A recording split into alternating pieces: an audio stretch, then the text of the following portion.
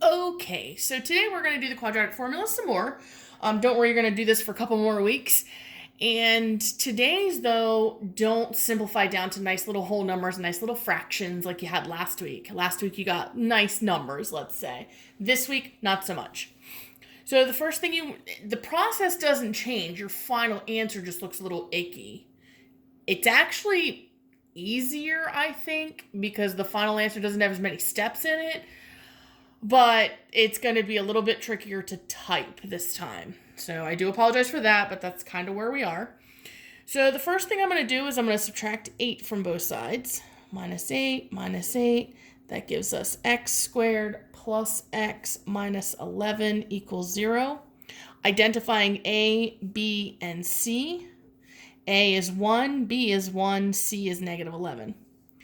I am then going to write it into my formula over here. X equals negative b plus or minus radical b squared. Notice I'm still substituting into these parentheses.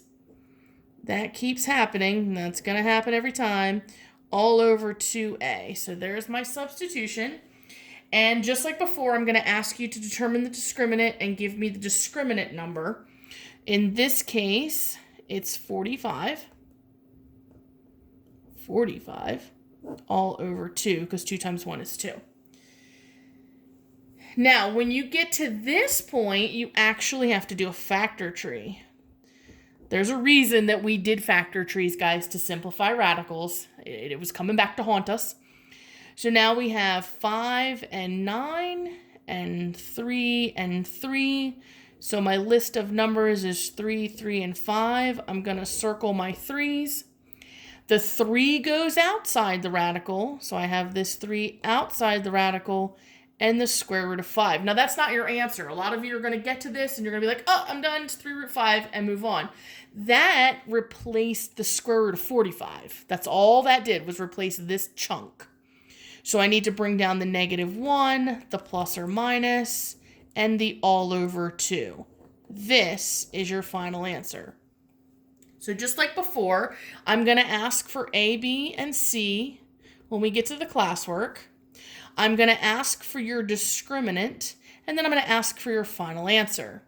Now, I'm aware that typing this final answer is going to be tricky, but once again, you can use that copy-paste feature. Once you type it once, you can just paste it and change the numbers. That is allowed. You are allowed to copy-paste. Make sure you do not select the square root that has the little box out here. We don't want that one. You want the one that is just a square root. That 3 goes out front, not inside the little teeny box. Okay, so keep that in mind as you do this. I'm going to show example 2. Give it a try. See how far you can get on it. This one does have a little trick at the end, but see if you can get to the end. If you aren't sure and want to check your answer, just go to the next video. I'll see you in a few minutes.